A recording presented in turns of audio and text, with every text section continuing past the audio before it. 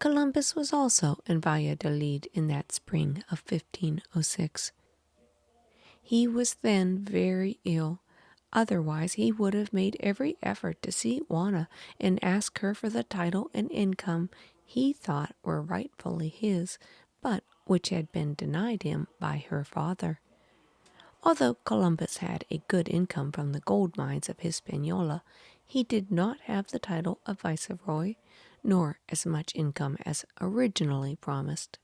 As a compromise, Ferdinand had offered Columbus a handsome estate in Castile and a fair amount of money. Columbus was no man to compromise. Now that he was bedridden, he had sent his brother Bartholomew to plead his case with the new queen. Queen Juana. Columbus remembered the first time he had seen her. It was in Cordova when she was about 9, a pretty little girl, and the quickest to learn, it was said. The last time he had seen her was when she left for the Netherlands, and he himself was waiting to return to Hispaniola. Bartholomew was then building the new fort at Santo Domingo. Where was Bartholomew now? Had he been unable to see Juana? Why had he not returned? Columbus could wait no longer, signed his will on May 19th, leaving all the property he had to his son Diego, commending to his care the other members of the family, including Beatrice, Ferdinand's mother. He asked that his body be sent for burial to Santo Domingo. On the following morning he grew suddenly worse. On May 20th, 1506, Admiral Christopher Columbus died. At his bedside were his brother Diego, his 2 sons, Diego and Ferdinand, a few faithful servants, and Diego Mendez, the loyal friend of the last disappointing voyage. And so, like the great Queen Isabella, he had come to the end of a life which had brought the supreme joy of achievement, balanced, as are all lives, with a measure of sadness and disappointment.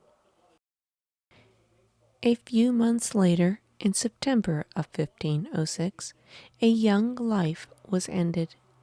King Philip the Handsome died suddenly after only 7 days of illness. Juana was frantic with grief, unable to believe that such a thing could happen. He had been perfectly well, playing a game of tennis. A fever set in, caused, the doctor said, by drinking too much cold water when he was overheated. Juana nursed him night and day. When he was finally gone, she clung to him, sobbing and kissing his cold face and mouth until she had to be forcibly carried from the room. One cold, dark night, the funeral procession started for Granada, where Philip had wished to be buried. Juana would travel only at night. It does not become a woman who has lost the sun of her life to see the light of day, she said. And she was the queen. Her wishes were not to be denied. So the solemn procession wound its way along the roads under the night sky, monks and priests intoning the office of the dead. Ferdinand, who was then 4, walked with his mother behind the hearse. At Torquemada they halted. Juana could go no farther. There, a few weeks later, on February 14th, 1507, her last child was born, a little girl whom she named Catalina for her sister in England. The queen spent 4 months in Torquemada, and there all the wrangling crowd of nobles and prelates who were trying to get control of the government followed her, clamoring for her royal signature on this paper and that. Juana would do nothing as queen until her father came, except to dismiss all the council of Flemish friends whom Philip had appointed, so that, when her father returned, he should find the government just as her mother the queen had left it. And when he did, all would be well. Juana was sure of that. Ferdinand had kept track from Naples of what was going on at home. Now that the coast was clear and the nobles were well bribed to receive him, he was planning to return to Spain in late August 1507. Juana was to meet him in Tortolis. She had chosen for him the best house in town and had tried to make it comfortable.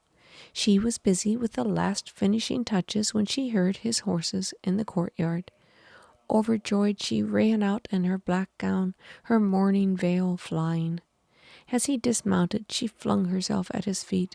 She entered the house with her slim fingers in his big hand, and with no suspicion of what the brutal man was about to do.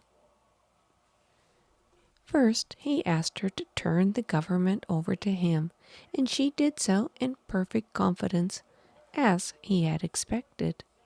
He was not so sure what to expect from the nobles. They might still turn against him and rally around Juana, who was actually their queen. The perfect solution would be to ship her off to Henry VII, who had seen Juana in England and wanted to marry her. But Juana would not hear of that proposal. The only other sure thing was to lock her up where no one could see her or talk to her. The castle of Tordesillas was the ideal place for that, but at his suggestion that she go there to live, Juana flew into a panic. There was a legend that once in every 100 years the castle of Tordesillas would be the prison of a queen. Very well, said her father.